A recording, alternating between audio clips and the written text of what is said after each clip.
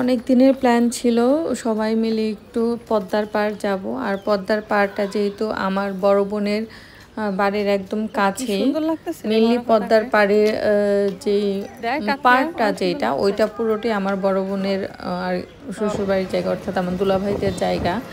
তো অনেক দিন ধরে যাওয়ার প্ল্যান করতেছি। বাড়িতে যাওয়া আসার সময় পদ্মার পাশ দিয়ে যাওয়া হয়, তো আর আসা হয় না আর কি। ওই যে বলে না যে মক্কার মানুষ হজ পায় না, ওই টাইপের হয়ে গেছে ব্যাপারটা। গত 2 বছর আগে একবার এসেছিলাম, দেন হচ্ছে যাব করে আর যাওয়া হয় না। তো এবার বললাম যে না, ফাইনালি চলেই যাব। তো আমরা আর কি চলে আসলাম পদ্মার পাড় সবাই মিলে। আল্লাহ কি সুন্দর। হে এভরিওয়ান, আসসালামু আলাইকুম, welcome back to my new blog. তো আজকে হচ্ছে আমরা বাসায় সবাই মিলে চলে আসছি আমাদের বাড়ির পাশেই নারিশা ডাকবাংলো বলে এটাকে, পদ্মার পাড়ে ঘোরার জন্য। সো অনেকদিন ধরে আসা ট্রাই করছিলাম, আর আজকের আবহাওয়াটা এত বেশি সুন্দর, মেঘ সেজেছে। এই যে ক্যামেরাটা খুলে বোঝা যাচ্ছে, মেঘের কারণে অনেক বেশি সুন্দর লাগছে দেখতে।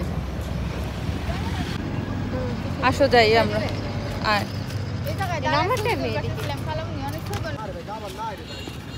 লাস্ট আসছিলাম কবে?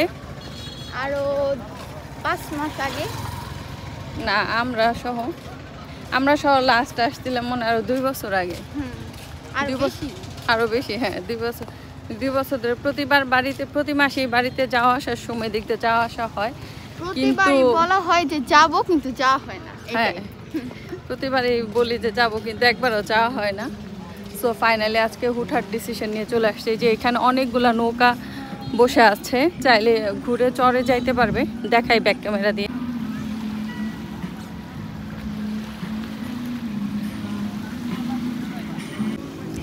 সো এখানে সব সময় হচ্ছে ছবি তুলতে তুলতে একদম সময় পার হয়ে যায়। এত সুন্দর ব্যাকগ্রাউন্ডে আকাশ, এটা দেখে তো অনেক বেশি ভালো লাগতেছে। কি সুন্দর আকাশ। কি আয়ান, এই যে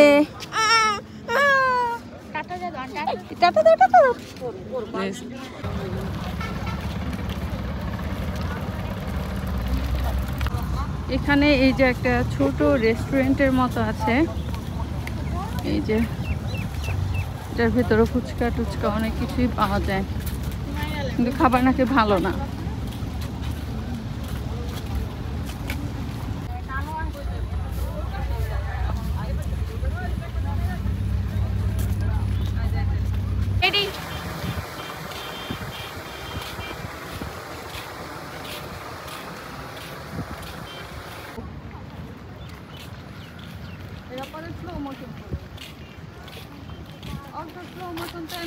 তো আমরা সবাই মিলে পদ্মার পাড় কিছুক্ষণ হাঁটাহাঁটি করার পর কিছু খাওয়ার জন্য চলে আসলাম। আর তখন অনেক বেশি গরম লাগছিল। তো ফার্স্টে আমরা সবাই মিলে আখের রস খাচ্ছিলাম আর কি। তো আখের রসটা অনেক ভালো ছিল। আমি ভেবেছিলাম ভালো হবে না হয়তো বা ঢাকার মতো, বাট না, অনেক ভালো ছিল। আর এই ওয়েদারে বসে খেতে তো আরোই অনেক বেশি ভালো লাগছিল আর কি।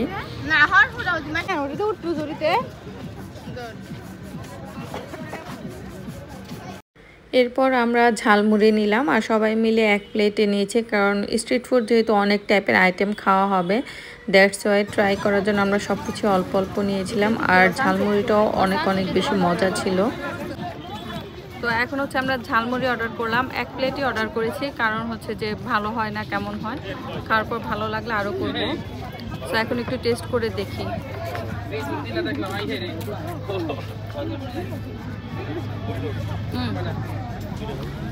মজা,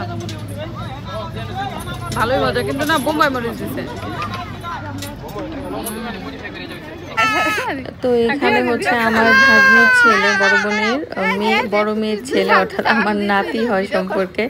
তো যেহেতু পিছিয়ে একাই ছিল, ওকে হচ্ছে এই যে লাফানোর এই খেলার ইয়াটাতে নিয়ে আসছিলাম, বাট ও যেহেতু অনেক ছোট, 1.5 বছরের, তো অনেক ভয় পাচ্ছিল। আর সাইডে 2টা বড় বাচ্চা এসেছে, তো ওরা অনেক বেশি জোরে জোরে লাফাচ্ছিল। ওরা এনজয় করছিল, বাট ও ভয় পাচ্ছিল আর কি, তাই কান্নাকাটি করছিল একটু। পরে ওকে নামিয়ে নিয়ে আসি। ভয় পাইছে, নিস নে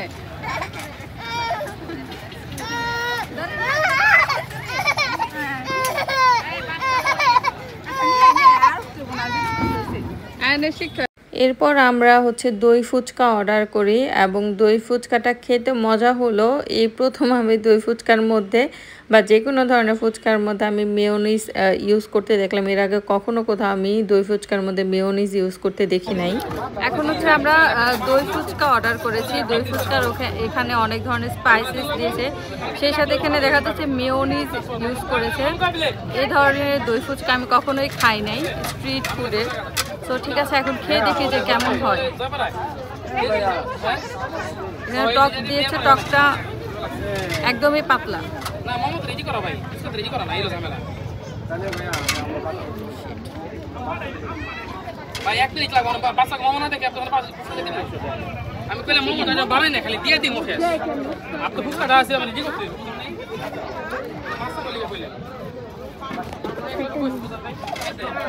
মোটামুটি। আর চতুর্থবারের মতো আমরা অর্ডার করলাম চিকেন মোমো এবং চিকেন মোমোটা এত বেশি বাজে ছিল কি আর বলবো। এখন লাস্ট হচ্ছে আমরা এখানে চিকেন মোমো নিলাম। এখানে হচ্ছে 6 পিস, 6 পিসের প্রাইস হচ্ছে 120 টাকা। সাউন্ডের কারণে দিয়েছেন, এখন খেয়ে দেখি কেমন। এটার সাথে সস দিয়েছে আর এখানে মেয়োনিজ।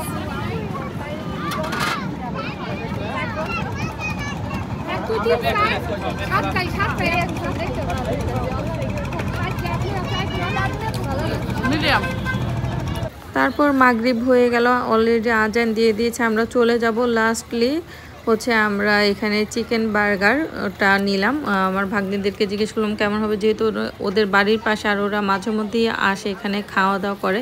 তোরা বললো যে না, কম প্রাইজের হিসেবে অনেক ভালো বার্গারটা। তারপর হচ্ছে বার্গারটা আমরা আর এখানে বসে কেউ খাইনি, আমরা সবাই বাসায় পার্সেল নিয়ে গিয়েছিলাম। ওরা ওদের বাসায় রয়ে গিয়েছিল, আমি আমার মেজো বোন আর ভাগ্নে আমরা 3 জন আমাদের বাড়িতে চলে গিয়েছিলাম।